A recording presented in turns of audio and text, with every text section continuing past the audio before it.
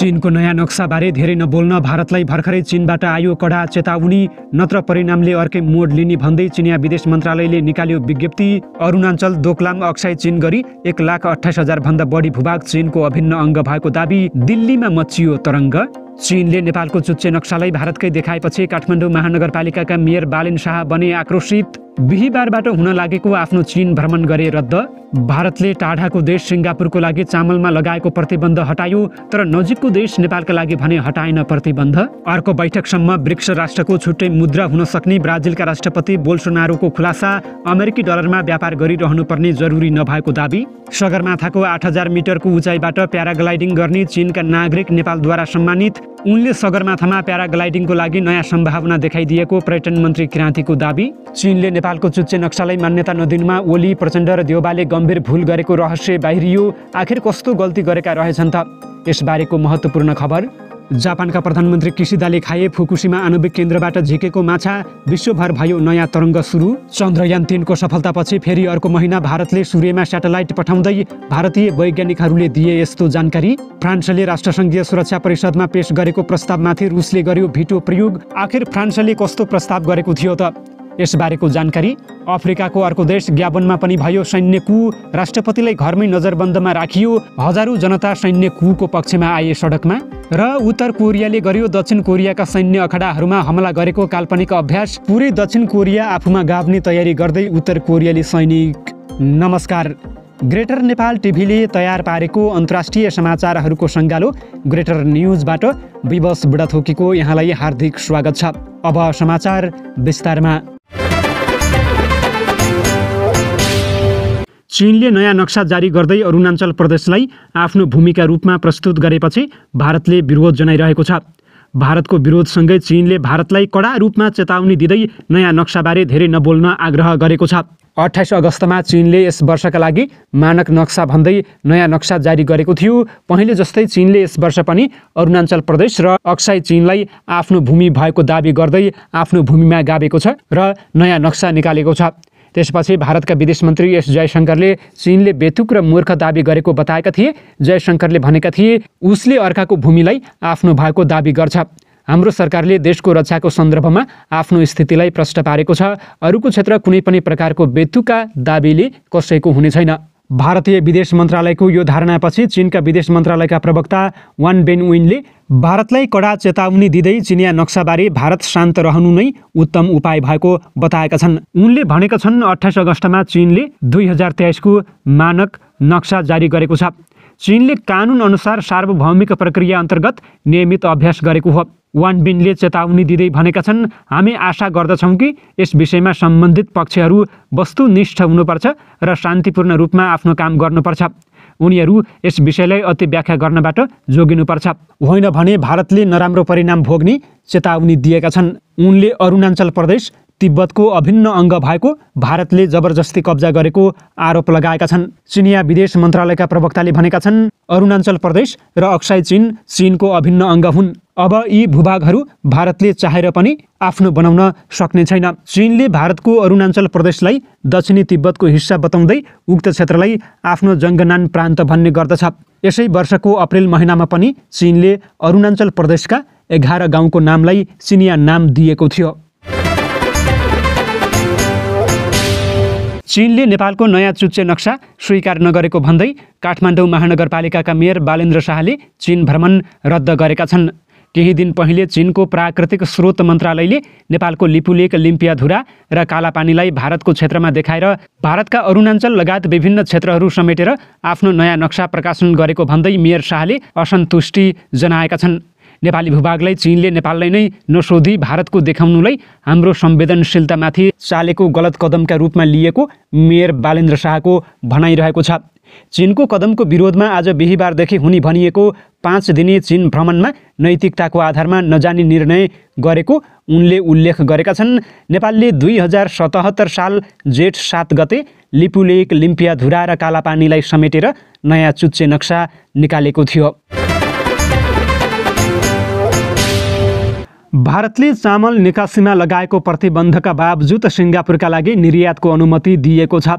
सिङ्गापुरले चामल निर्यात खुलाउन भारतलाई अनुरोध गर्दै आएको थियो। नेपालले पनि निर्यात खुलाउन आग्रह गरे पनि भारतले नेपालको लागि भने कुनै निर्णय गरेको छैन। तर सिङ्गापुरलाई भने चामल पठाउने निर्णयमा भारत पुगेको छ। दुई देशबीचको बलियो सम्बन्धलाई मध्यनजर गर्दै सिङ्गापुरलाई चामल निर्यात जारी राख्ने निर्णय भएको भारतीय विदेश मन्त्रालयले जनाएको छ। भारत र सिङ्गापुर बीच बलियो सम्बन्ध रहेको छ। दुवै देशको साझा हित र आर्थिक सहितको विशेष सम्बन्धलाई हेर्दै भारतले सिङ्गापुरको लागि खाद्य आवश्यकता पूरा गर्न चामल निर्यातको निर्णय लिएको छ। विदेश मन्त्रालयका प्रवक्ता अरिन्दम बागचीले भनेका छन्, त्यसको औपचारिक प्रक्रिया र आदेश छिट्टै पूरा गरिनेछ। भारतले गत जुलाई 20 मा एक आदेश जारी गर्दै गैर बासमती चामलको निर्यातमा पूर्ण रूपमा प्रतिबन्ध लगाएको थियो। चामलको खपत गर्ने विश्वभरिको देशलाई भारतको उक्त निर्णयले प्रभावित बनाएको छ। नेपालमा पनि आयात रोकिँदा चामलको मूल्य बढेपछि निर्यात खुलाउन भारतलाई आग्रह गरिएको छ। चाडबाडलाई लक्षित गर्दै नेपाल सरकारले पत्र पठाएर 1 लाख मेट्रिक टन चामल तत्काल उपलब्ध गराउन समेत भारत सरकारलाई अनुरोध गरिसकेको छ। गत साउन 20 मा नेपालका प्रधानमन्त्री प्रचण्ड र भारतीय प्रधानमन्त्री मोदी बीच टेलिफोन संवादमा पनि चामल निर्यातको विषयमा कुरा उठेको थियो। प्रधानमन्त्री दाहालले नेपालको हकमा चामल निर्यातको प्रतिबन्ध हटाउन आग्रह गरेका थिए, तर भारतले यसबारे कुनै निर्णय गरेको छैन। विश्वमा हुने कुल चामल निर्यातमा भारतको हिस्सेदारी 40% भन्दा बढी रहेको छ। चामलको निर्यातमा भारतपछि थाइल्यान्डको 15, भियतनामको 14 र पाकिस्तानको 6.5% हिस्सा रहेको छ। भारतबाट हरेक वर्ष 2 करोड मेट्रिक टन भन्दा बढी चामल निर्यात हुँदै आएको छ। देशभित्र चामलको मूल्य बढ्न थालेपछि भारतले गहुँका साथै चामलको निर्यातमा प्रतिबन्ध लगाएको हो। गत महिना गैर बासमती सेतो चामलमा पूर्ण प्रतिबन्ध लगाएको भारतले यसै साताबाट बासमती चामलको निर्यातमा पनि कडाई गरेको छ। भारत सरकारले 27 अगस्तबाट बासमती चामलको निर्यातमा कडाई गर्ने निर्णय लिएको हो। पछिल्लो निर्णय अनुसार प्रति टन 1 लाख रुपैयाँ भन्दा कम मूल्यको बासमती चामलको निर्यातमा रोक लगाइएको छ। त्यस्तै उसनेको चामलको निर्यातमा 20% ड्युटी ट्याक्स लगाइएको छ। गैर बासमती चामलको निर्यातमा पूर्ण रोक तथा बासमती र उसनेको चामलको निर्यातमा शर्त र थप करले विश्व बजारमा चामलको मूल्यमा थप प्रभाव र मूल्य वृद्धिको जोखिम बढेको छ। ब्राजिल, रुस, भारत, चीन र दक्षिण अफ्रिका सदस्य रहेको ब्रिक्समा उदयमान अर्थतन्त्रयुक्त देश नयाँ सदस्यका रूपमा थपिएपछि समूह अझ सशक्त र सुदृढ भएको ब्राजिलका राष्ट्रपति लुइज इनासियो लुला दा सिल्भाले विश्वास लिएका छन्। ब्राजिलको सरकारी प्रसारक संस्थाको साप्ताहिक कार्यक्रममा उनले 6 वटा देश ब्रिक्समा थपिएपछि यो अझ महत्त्वपूर्ण र शक्तिशाली भएको बताएका छन्। समूहका गतिविधि र प्रगतिबारे जानकारी लिन तथा सदस्य देशका सरकार प्रमुख एवं राष्ट्र अध्यक्षसँग विचार आदान प्रदान गर्न शिखर सम्मेलन फलदायी रहेको उनको भनाइरहेको थियो। गत साता दक्षिण अफ्रिकी सहर जोहान्सबर्गमा ब्रिक्सको 15औं शिखर सम्मेलन भएको थियो। आर्थिक मामिलामा संसार उस्तै रहँदैन। सदस्य देशहरूको व्यापारलाई सहज बनाउन साझा मुद्रा सुरु गर्न सकिन्छ। हामीलाई डलरसँग व्यापार गरिराख्न आवश्यक छैन। हामी हाम्रै मुद्रा चलाउन वार्ता गर्न सक्दछौँ। यो काम गर्नै पर्ने भएको छ। अर्को शिखर सम्मेलन आयोजना हुने समयसम्ममा ब्रिक्सले निर्यातका लागि आफ्नै मुद्रा स्थापना गर्ने लक्ष्यका साथ काम गर्नुपर्ने र छलफल गरेर अर्थमन्त्रीहरूलाई अनुमति दिनुपर्ने जानकारी दिँदै ब्राजिलका राष्ट्रपतिले भने ब्रिक्स मुद्रा प्रचलनमा ल्याउने प्रयास डलर विरुद्ध नभएको स्पष्ट पार्दै उनले त्यसो गर्दा ब्राजिलको अर्थतन्त्र बलियो हुने र त्यसले देशलाई नै फाइदा पुग्ने बताएका छन्। ब्रिक्सको 15औं शिखर सम्मेलनको अन्त्यमा अर्जेन्टिना, साउदी अरब, इजिप्ट, संयुक्त अरब इमिरेट्स, इरान र इथियोपियालाई नयाँ सदस्यका रूपमा घोषणा गरिएको थियो। आगामी जनवरी 1 देखि नयाँ सदस्य औपचारिक रूपमा ब्रिक्समा सामेल हुनेछन्। विश्वको सर्वोच्च शिखर सगरमाथाको 8000 मिटर उचाइबाट प्याराग्लाइडिङ गरेका चिनिया नागरिक ली सान्टाओलाई सम्मान गरिएको छ। बाबु एडभेन्चर प्याराग्लाइडिङ 7 समिट टेक्स प्राली र नेपाल बिग माउन्टेन ट्राभल्स कम्पनीले उनलाई बुधबार सम्मान गरेको हो। चिनिया नागरिक सान्टाओले गत मे 18 तारिखमा सगरमाथाको 8000 मिटर उचाइदेखि बेस क्याम्पसम्म प्याराग्लाइडिङ गरेका थिए।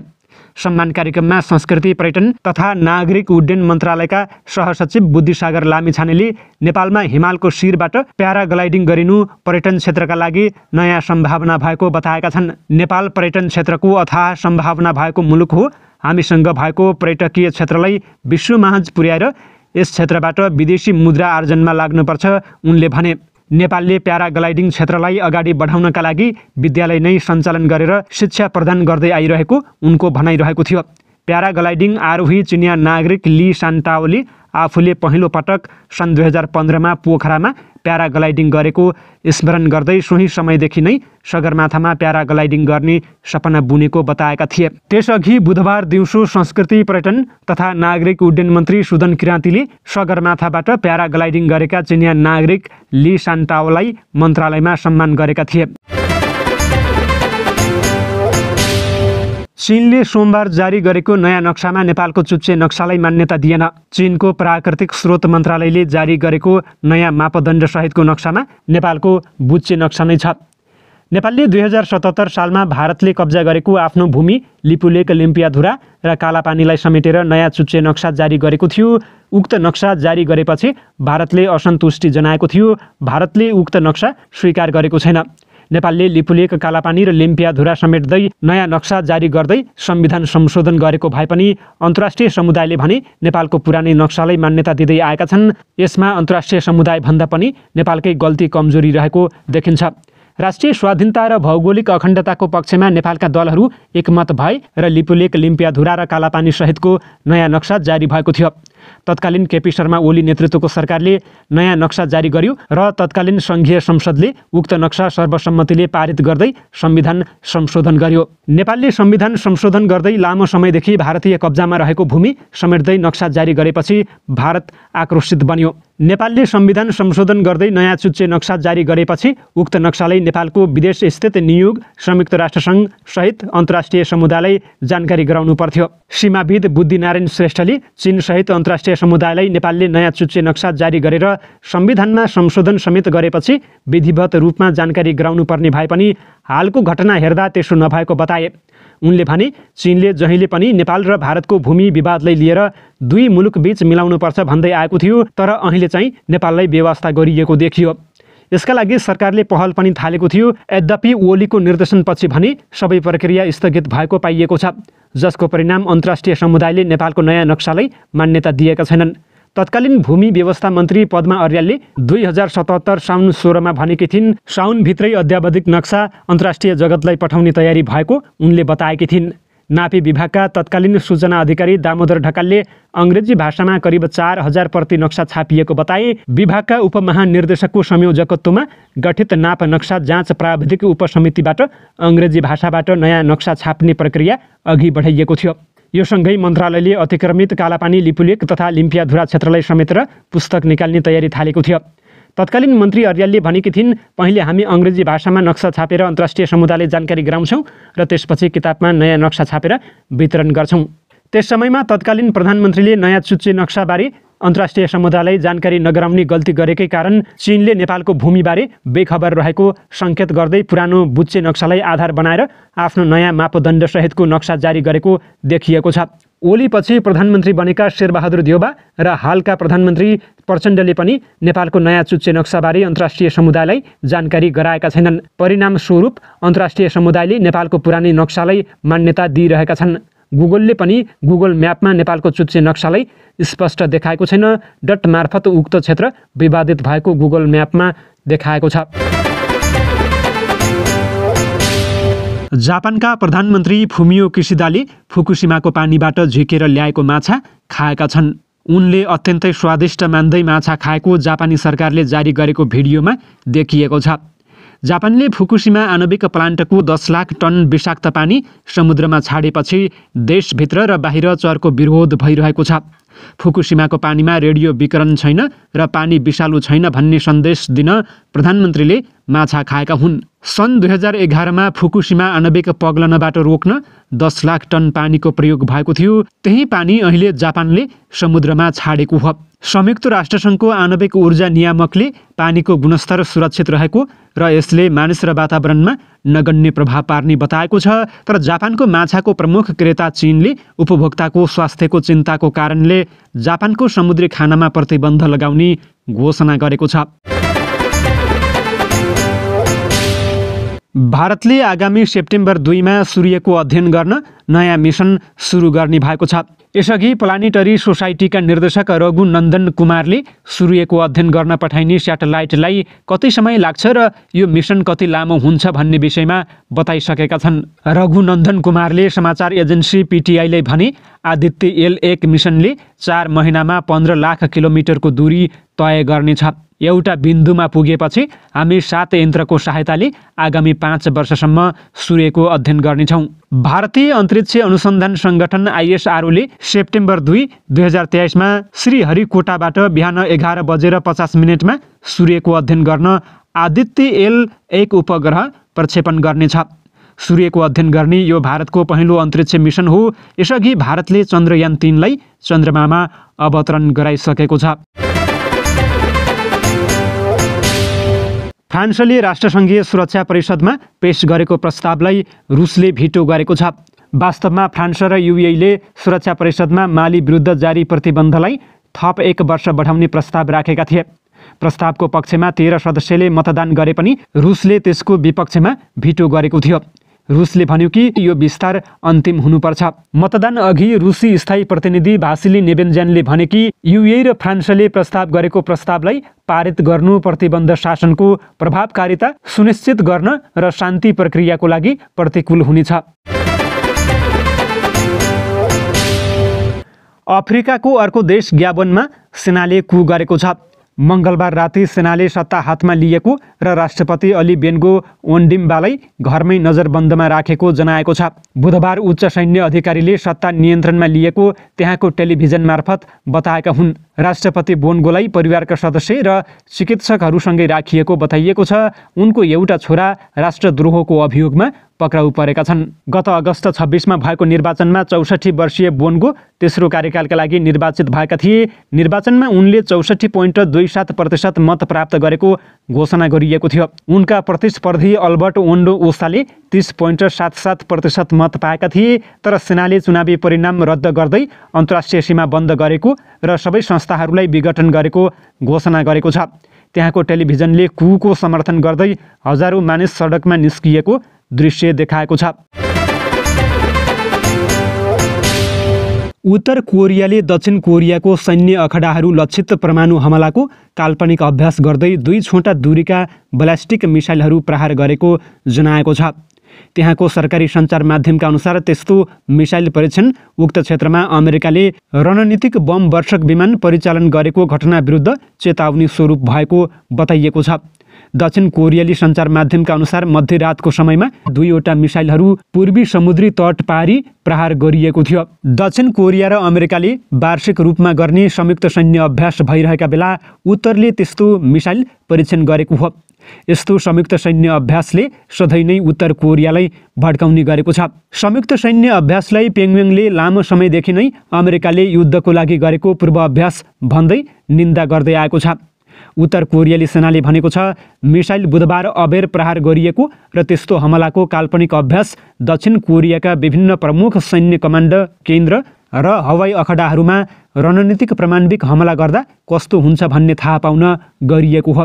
दुश्मनलाई स्पष्ट सन्देश दिने उद्देश्यले यो सैन्य अभ्यास गरिएको हो। उत्तर कोरियाली सेनाले भनेको छ तिनीहरूले हाम्रो बारम्बारको चेतावनीका बावजुद रणनीतिक परमाणु उपकरणहरू परिचालन गर्दै सैन्य धम्की दिएर हामीलाई बारम्बार चुनौती दिने गर्छन्। अमेरिका र दक्षिण कोरियाको 11 दिनसम्मको संयुक्त सैन्य अभ्यास समाप्त हुनुभन्दा 1 दिन अघि त्यस्तो मिसाइल प्रक्षेपण गरिएको हो। दक्षिण कोरियाली सञ्चार माध्यमका अनुसार उक्त सैन्य प्रतिरक्षा अभ्यासमा कम्तीमा एउटा अमेरिकी B-1B रणनीतिक बम वर्षक विमान कोरियाली प्रायद्वीपमाथि उडेको बताइएको छ। सरकारी सञ्चार माध्यमका अनुसार मङ्गलबार उत्तर कोरियाका शीर्ष नेता किम जोङ उनले आफ्ना प्रमुख कमान्डरहरूलाई दक्षिण कोरियासँगको युद्धका लागि तयार अवस्थामा राख्न भइरहेको अभ्यास अवलोकन गरेका थिए। उक्त अभ्यासमा आकस्मिक हमलाको अवस्थामा प्रतिकार गर्ने कार्यको काल्पनिक अनुकरण गरिएको थियो र त्यसपश्चात सम्पूर्ण दक्षिणी भूभाग कब्जा गर्ने गरी प्रत्याक्रमण गर्ने अभ्यास पनि गरिएको जनाइएको छ। यसअघि किम जोङ उनले अमेरिकाको शत्रुतापूर्ण नीति विरुद्ध कसैले पराजित गर्न नसक्ने अजय सेना बनाउने प्रण गरेको त्यहाँको राज्य सञ्चालित समाचार माध्यमले जनाएको थियो। उनले त्यस्तो गर्नुको मुख्य कारण युद्ध सुरु गर्नका लागि नभई आत्मसुरक्षाको लागि भएको बताएका थिए। उत्तर कोरियाले सन् 2022मा 1 वर्षको अवधिमा मात्रै अभूतपूर्व रूपमा सर्वाधिक मिसाइल प्रहार गरेको कीर्तिमान बनाएको थियो। त्यो वर्ष उत्तर कोरियाले आकाशमा प्रक्षेपण गरेका मिसाइलहरू उसले हालसम्म प्रक्षेपण गरेको कुल सङ्ख्याको 1/4 हो। त्यही वर्ष किम जोङ उनले उत्तर कोरिया परमाणु अस्त्र सम्पन्न राष्ट्र बनेको घोषणा गरेका थिए। किमको घोषणाले कोरियाली प्रायद्वीपको तनाव सन् 2017 पछि उत्कर्षमा पुग्यो। सन् 2017मा तत्कालीन अमेरिकी राष्ट्रपति डोनाल्ड ट्रम्पले उत्तर कोरियालाई अग्नि र प्रकोपको धम्की दिँदा पनि तनाव चुलिएको थियो। उत्तर कोरियाली आक्रमणको सामना गर्न अमेरिकाले दक्षिण कोरियालाई सहयोग गर्दै आएको छ। यसअघि सन् 2023 को अप्रिलमा अमेरिकी राष्ट्रपति जो बाइडेन र दक्षिण कोरियाली समकक्षी योन सुक योलले अमेरिकी परमाणविक क्षमतायुक्त पनडुब्बी दक्षिण कोरियामा तैनात गर्ने लगायतका सहमति गरेका थिए। यस किसिमका घटनाक्रमले कोरियाली प्रायद्वीपमा अस्थिर अवस्था सिर्जना भइरहेको छ। उत्तर कोरियाले उकासेपछि दक्षिण कोरिया र कहिलेकाहीँ अमेरिकाले प्रतिक्रिया जनाउँछ। सन् 2022 को मे महिनामा नयाँ दक्षिण कोरियाली राष्ट्रपतिले उत्तर कोरियामाथि कडा प्रस्तुत हुने उद्घोष गरेसँगै सुरु भएको हो। राष्ट्रपति युन सुक योल उत्तरलाई रोक्ने सबैभन्दा राम्रो उपाय सैन्य शक्तिको प्रयोग हो भन्ने मान्यता राख्दछन्। उनले अमेरिकासँग संयुक्त सैन्य अभ्यास पुनः सुरु गरेपछि उत्तर कोरियाले त्यसप्रति आपत्ति जनाएको थियो र थप मिसाइलहरू प्रक्षेपण गर्न थालेको हो। दुवै पक्षले सीमा नजिकै युद्धक विमानहरू उडाउने र समुद्रमा तोप प्रहार गर्ने काम गर्दछन्। हवस् त, यिनै खबरसँगै ग्रेटर नेपाल टिभीले तयार पारेको अन्तर्राष्ट्रिय समाचारहरूको सङ्गालो ग्रेटर न्युजको समय सकिएको छ। प्रत्येक पलका ताजा अपडेटको लागि हामी तपाईँको माझमा छौँ। तबसम्मको लागि म विवश बुढाथोकीलाई पनि आज्ञा दिनुहोस्। नमस्कार।